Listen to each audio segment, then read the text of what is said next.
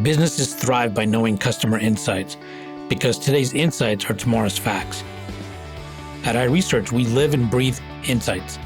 And despite searching high and low, we were unable to find a customer insights podcast that answers one of the most important questions in business. Why do customers do what they do? So we launched one. Hi, I'm your host, Darshan Mehta. I'd like to introduce today, my talk is with Annette Franz. She is the founder and CEO of CX Journey, a global customer service strategy consulting firm that specializes in laying the groundwork required to establish a CX roadmap and strategy that will drive cultural transformation efforts. She is a keynote speaker, coach, consultant, journey mapping workshop process facilitator, influencer, and a thought leader. She loves to write, speak, teach others about customer experience, employee experience, and culture. She's also the author of Customer Understanding: 3 Ways to Put the Customer in Customer Experience and at the Heart of Your Business. And she recently wrote a new book called Built to Win, Designing a Customer-Centric Culture That Drives Value for Your Business. Welcome, Annette. How are you? Thank you. Thank you for having me. I'm great. I'm excited to have this conversation. I always love to talk about this topic, and we could probably talk all day about this. I think we could, yeah. So you're an international recognized expert in customer experience. I'd like for you to share with us your journey and some of the aha moments that got you into the customer experience space. Yeah, I love this question because my journey was sort of like a zig and a zag and a big zag. I actually, I grew up on a farm in Ohio and I wanted to be a veterinarian. I love animals, and that was my passion. Was I'm going to be a vet.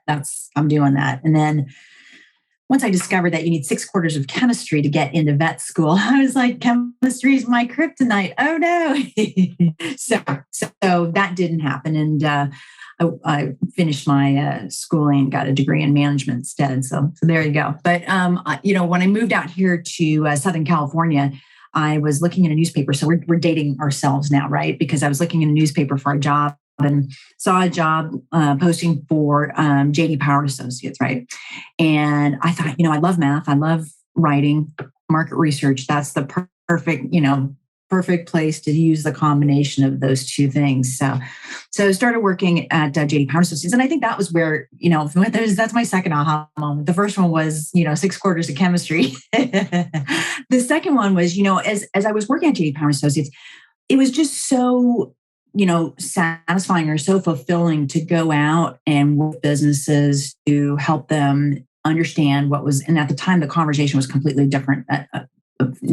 Compared to how we talk about it today. But back then it was around customer satisfaction and customer loyalty and really figuring out what makes customers satisfied, what obviously then makes them loyal, or where's that connection, and really helping businesses to improve the experience so that customers would be satisfied and loyal. So that was, for me, it was like, this is really cool. I really enjoyed doing that, and I enjoy seeing the results. So I'm curious, based on what you said, how has customer experience changed from customer satisfaction to what it is now, and what's been behind that change? Yeah, well, it's interesting because that word that phrase wasn't even a thing. So that was 30 years ago. This year, I'm celebrating my 5th year in this profession, and that was 30 years ago. And we didn't even talk about customer experience then. We started talking about customer experience probably in early 2000s, like maybe around 2000. 2003, 2004. At the time, I was working for the customer platform called Customer Sat, which has been acquired many times over the years. Running their consulting services organization, and we started having those conversations. I don't remember where the phrase customer experience came from, but then we started having the conversations around, well, what's the difference between voice of the customer and customer experience? How do the two relate? Are they the same? Are they different? Obviously, they're not the same, but obviously they're related. And we talked about customer satisfaction and customer loyalty, but now we had sort of this new phrase that we were all talking about. NPS came about at some point there as well. So metrics became even more of a focus. When I was at J.D. Power Associates, we had the various J.D. Power indices, right? But going with NPS now, everybody had this one number, so things evolved in terms of the metrics and how people were tracking them and how they were using them and how they were focusing on them and all of that. So, but there also became a deeper understanding of what it really means to have a great customer experience. And that satisfaction is one thing, loyalty is another thing. But ultimately, I think what we really want to see is outcomes for, helping customers achieve their outcomes and helping the business ultimately then achieve its outcomes as well. So yeah. So, and then, it's sort of back in 2010, 2000, when the CXPA, the Customer Experience Professional Association, was started, it sort of validated this profession, validated this discipline. And so that association helped to evolve the thinking on customer experience as well. So it's been a long road. There's still a lot more work to be done for sure, but we're finally in a place where people are talking and using this term and maybe overusing it and abusing it, but at least people are talking about it now, right? And doing or trying to do the right thing for customers. Where does the customer experience actually begin?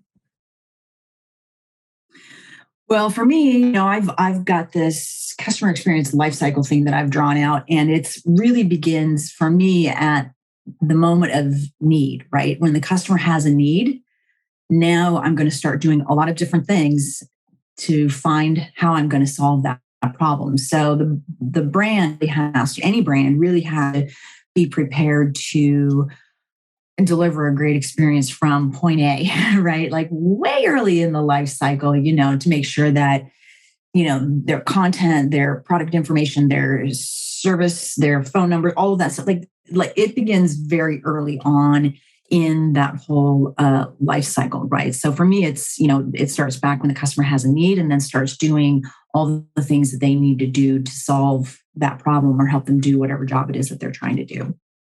And is there a point when it actually ends, the customer experience, or is this something that just goes on and on? I think it goes on and on, right? A lot of companies or a lot of folks think that, once a customer cancels or once a customer leaves, that's it. They're no longer, there's the experience is over, right? And I believe that people are constantly watching, right? They're constantly scanning, constantly watching and seeing and hearing what brands are doing. And even if you cancel your subscription, for example, I don't know, I'll just make something up. Netflix, you can't cancel your Netflix subscription. That has to be a great experience. It has to be an easy experience because I might come back. I might come back a year from now and be a Netflix subscriber again.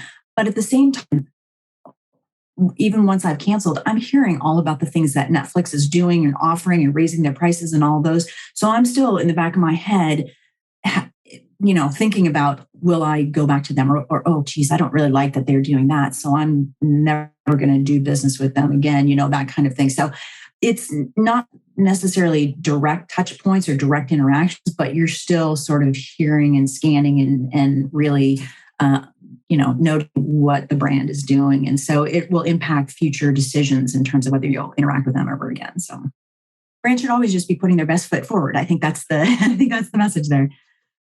Yeah, I mean, people are going to have conversations about the brand regardless of whether you're involved or not nowadays with online capabilities, reviews, and everything. Exactly. Do you find that many consumers with this customer experience are actually taking experiences in one industry or one product or brand and then actually expecting that in other products and industries as well if it's not related? Oh yeah, absolutely. The Amazon effect, right? It's a huge thing and it's real.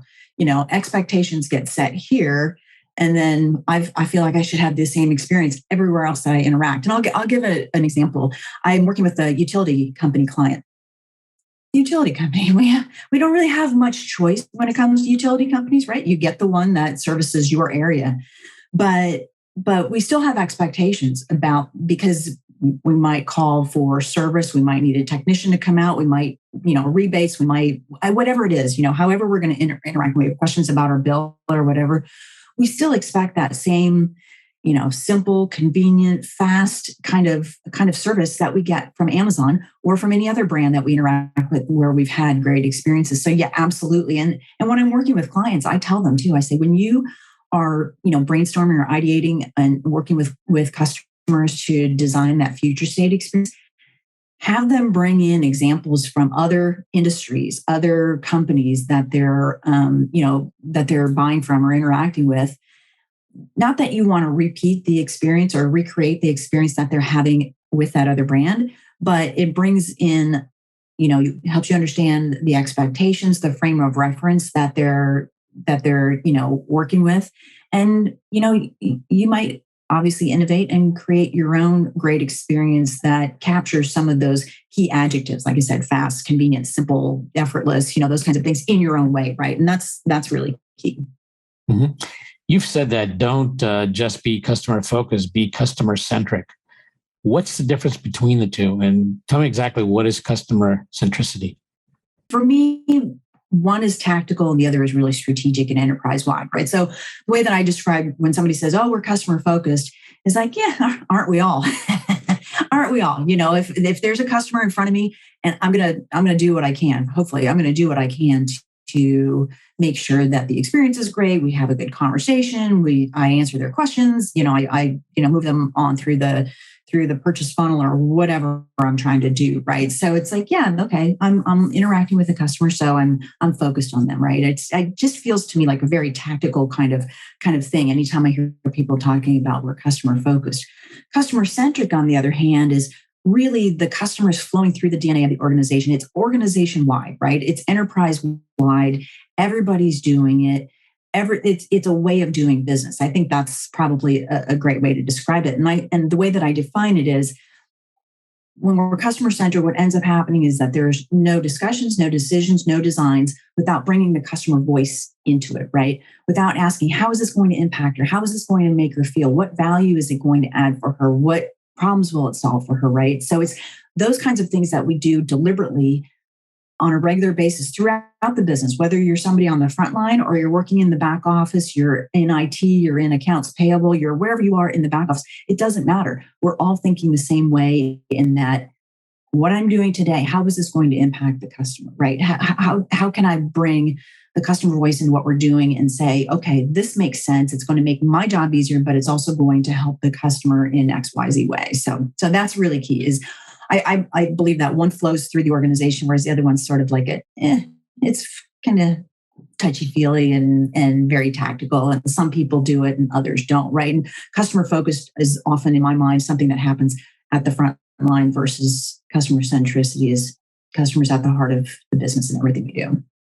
So in many cases, you're almost transforming the entire organization, right? I mean, I would assume many organizations not completely equipped or have strategized to this level, correct?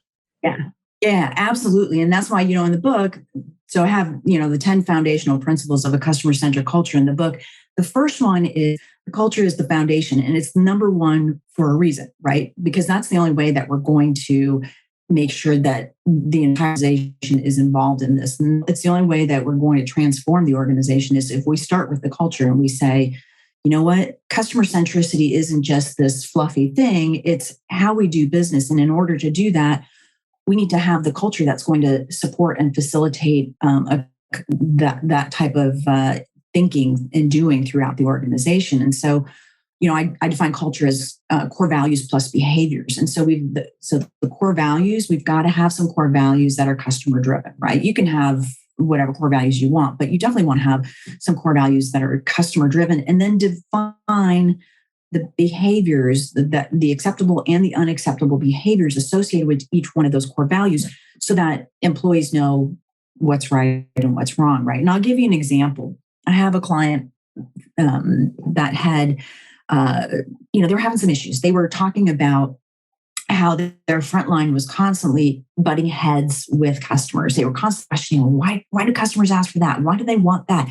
They're just calling us because they want things for free, and they're returning, and they're doing all these things just to take advantage of us, right? And so it created a really ugly, as you can imagine, a really ugly sort of environment in the organization, but also for customers, right?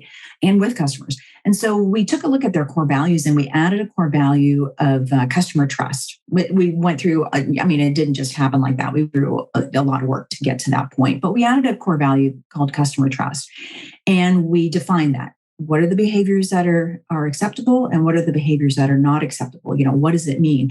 And I followed up with the client, a couple months later after we had rolled that out, because obviously it's not just enough to just say, hey, this is now a core value. You needed to socialize and operationalize that.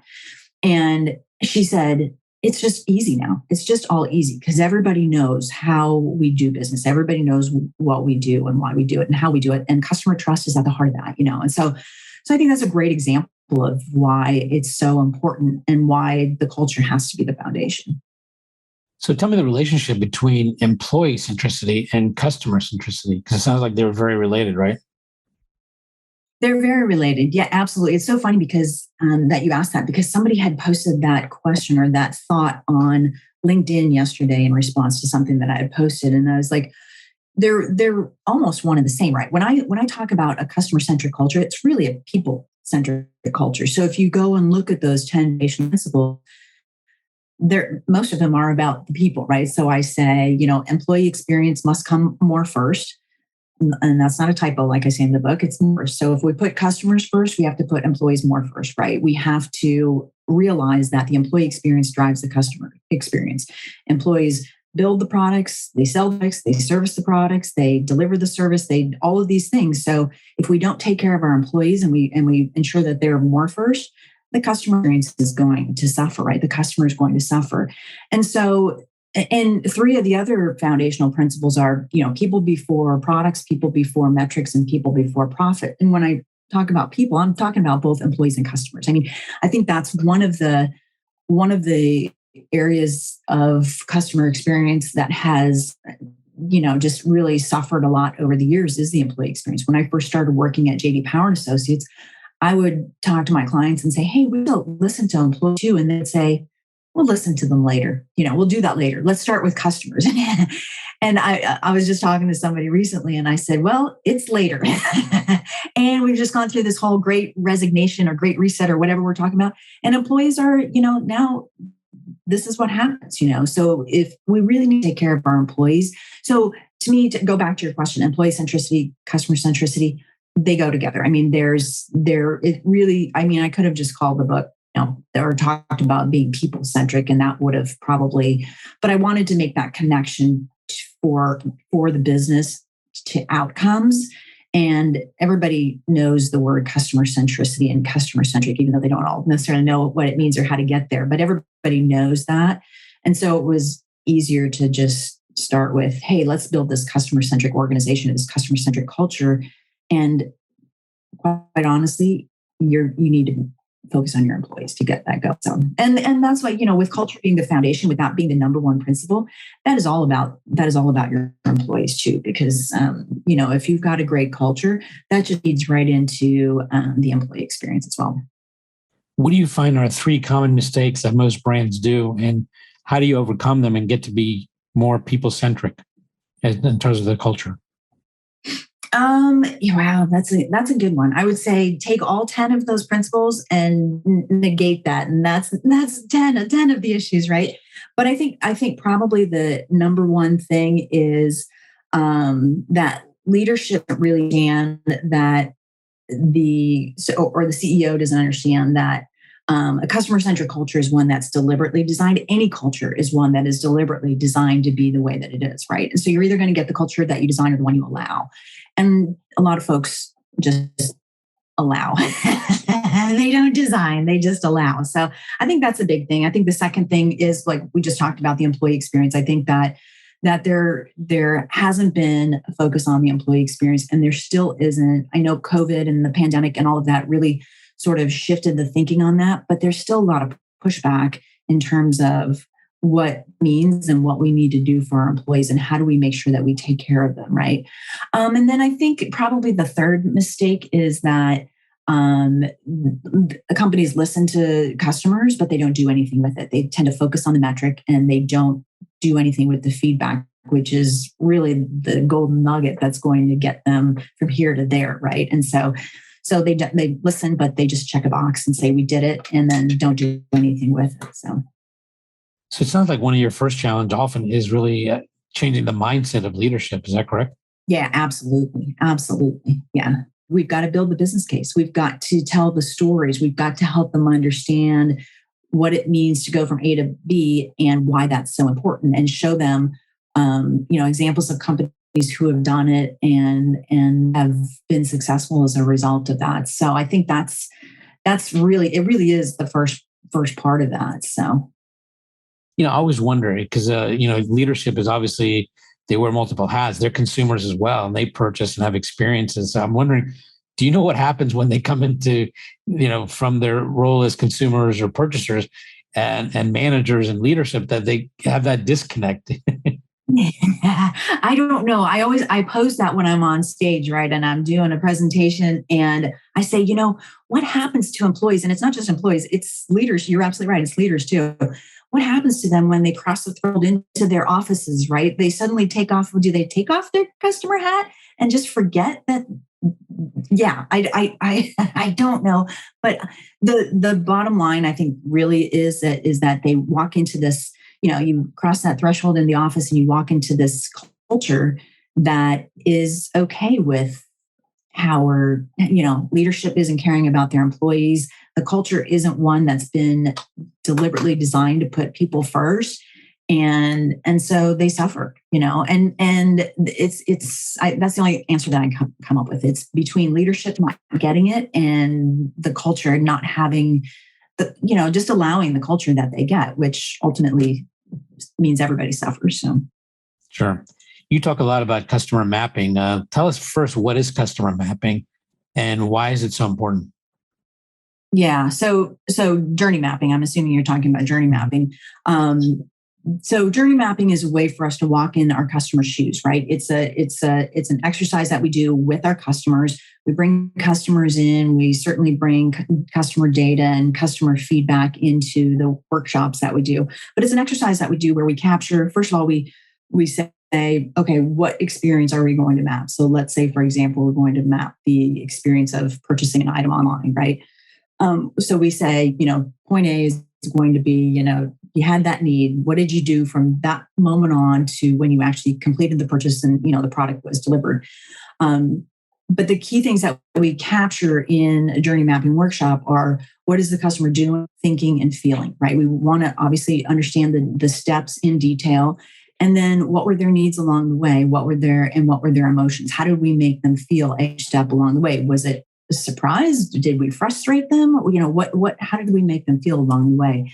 And then, we capture other things in the journey maps as well. We can capture channel and people and documents and those kinds of things that they've used or interacted with along that journey as well. But it really is a way for us to, again, walk in their shoes and experience what they're experiencing, in a way that will allow us to say, let's talk about aha moments. I've often had CEOs come into those workshops and they'll sit there and it is an aha moment for them, right? They'll be like, I didn't even know that we put our customers through all of that, or that we make them feel that way. Oh, I don't like that. We frustrate them here, or, those kinds of things. And a lot of times when that happens, it just, for them, it snaps and they're like, we got to fix this, and so it really is a really eye-opening exercise for companies to participate in or to observe.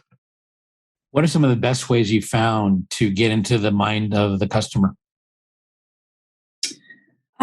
Well, there's two things that I would say. First of all, obviously listening to them, right? And that's an important way, whether that's through feedback, that they leave us wherever they leave us, or we ask them specific questions. We do focus groups, or we'll do interviews or those kinds of things, but talking to customers. I mean, you can't get inside their minds without actually talking to them.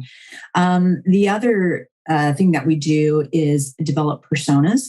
And when we develop those personas, again, we're talking to customers. We have to have those conversations to really find out what are their needs, what are their pain points, what problems are they trying to solve, so that we can then take that information and go and design the experience and design products, design whatever it is that we're doing, so that it meets their needs and helps them solve the problems that they're trying to solve. So it's getting in their minds and their hearts is really about starts with having conversations and talking to them.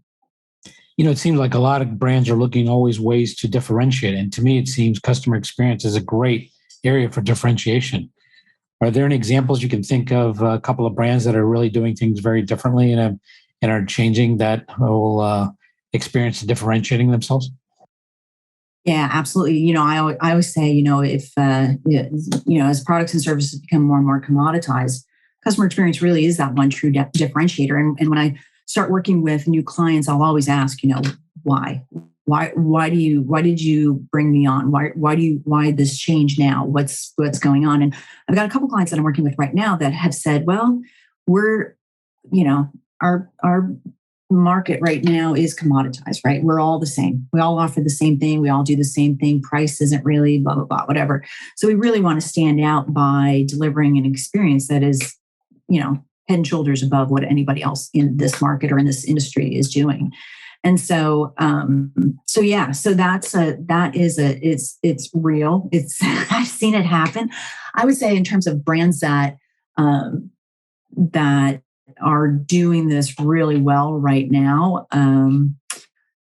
Well, let's see. Where shall we start? Where shall we start naming some of the usual suspects? Right? Starbucks, Zappos.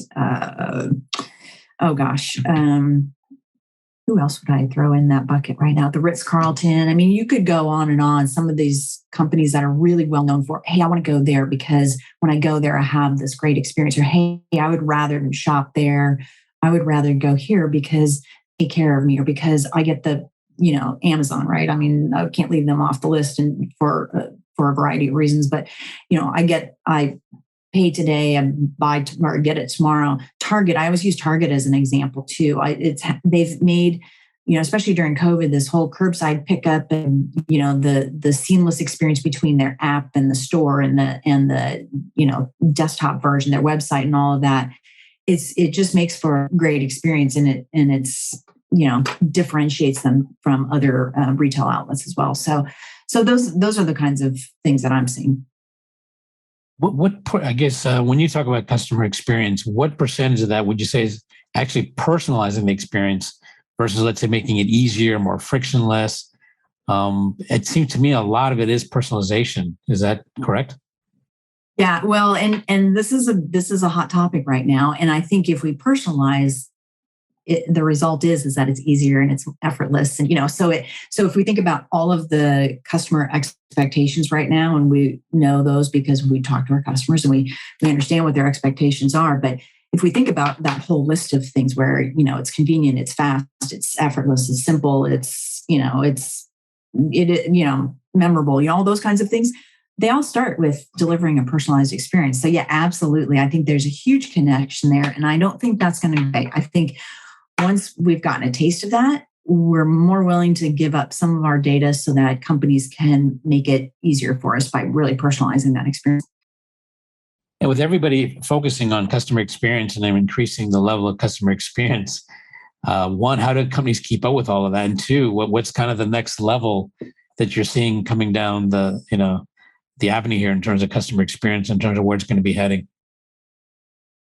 So I think the key thing is that we have to listen to our customers. We have to listen to them. We have to take the time to understand them. That's how we're going to get ahead, stay ahead, right? If we drop off on that, if we don't take the time to really understand our customers, it's going to be a challenge going forward because expectations change, customers change, the business changes, the products we got, the industry, the market, the economy, all of those things change. So we really have to constantly have a pulse on our customers and what they're thinking and what they're doing and why they're, what their needs and pain points and problems to solve are and why they're doing what they're doing, kind of thing. So I think that's the first thing that's really important. Going forward, I think that, I think AI and automation are going to play a huge role both in the experience and in the customer experience, right? The automation is not about taking your jobs away. It's about making inefficient things more efficient, right? And taking some of those menial tasks and repetitive tasks off of the employee's plate so they can spend more time focusing on the customer and the customer experience, that kind of thing. But I always put a caveat around that by saying, there's some shiny objects out there about what the future of customer experience looks like or might look like. But there are still so many companies that don't even have the basics down yet, the foundation, the fundamental things that have to be in place to deliver a great experience. That's really where a lot of companies still need to, their time effort is in those basics, right? Because if you dive into all the shiny objects and forget about the fact that, there's the culture, there's the employee experience, there's all these things internally that have to be in line. The shiny objects are you'll fail at that. The foundation has to be there. That's the key. What role do you think augmented reality is going to play in the future with customer experience? And do you have any examples of any brands that are actually, at the cutting edge of using augmented reality right now? Yeah, I think there will be a role, but it's not an area that I'm paying a lot of attention to right now. And I actually don't think very many brands are at this point too. And again, I would just go back to saying that there's still so many that need to learn the basics that if they're looking at AR and VR right now, they're probably getting ahead of themselves. So, what area of customer experience would you like to delve into more and why?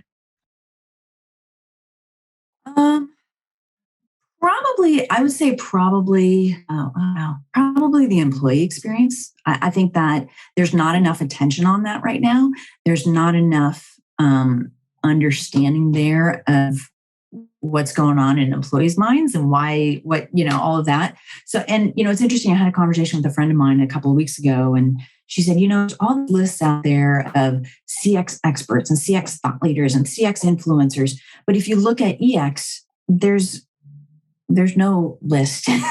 There's no list. And so I was like, you know what? You're right. That's an interesting. So I actually, when I got home, I actually Googled it to see if I could find a list, and I couldn't find a list. So it's an area that is, and we're seeing that with all the issues that we're hearing about with the employee experience. So I think that's an area that not only I want to dig into, I've already spent a lot of time there, but it's an area that I want to be talking about more and encouraging people to spend more time there, right? Because it's an important part of the business, period. That's it. What role do you think COVID and the virus has played on this shift in focus? Yeah, I think it's put them front and center, right? And it's funny when we talk about essential employees, 2 years ago, and I'm not taking anything away from frontline,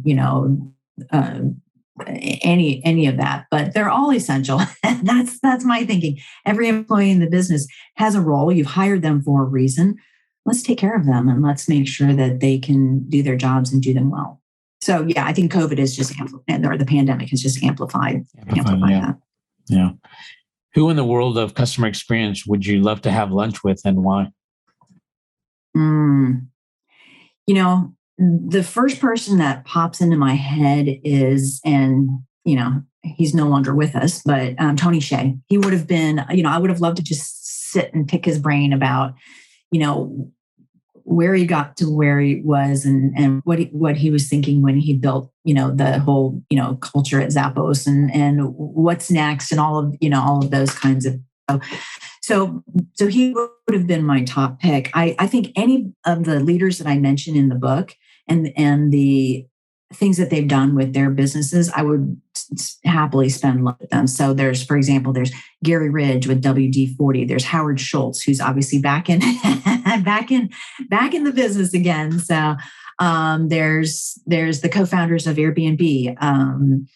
There's who else is in the book? There's the CEO of Chobani and his whole anti-CEO playbook and about putting, people before profits and, those kinds of things. So there's some really cool leaders in the world today that are doing very cool things and putting people first. So I wouldn't mind having lunch with any one of them, because I think, you ask specifically about customer experience, but I think it starts at the top, right? So I think that's the place I would go. Sounds great. Well, I want to thank you very much for your conversation today and telling us about customer experience and all the nuggets you gave us. I really appreciate it, Annette. Yeah, thanks so much for having me. Thank you. Getting to AHA was brought to you by iResearch. To find out more about us, head to iResearch.com and make sure to search for Getting to AHA in Apple Podcasts, Spotify, and anywhere else podcasts are found. And don't forget to click follow to ensure you don't miss any future episodes. Thank you for listening.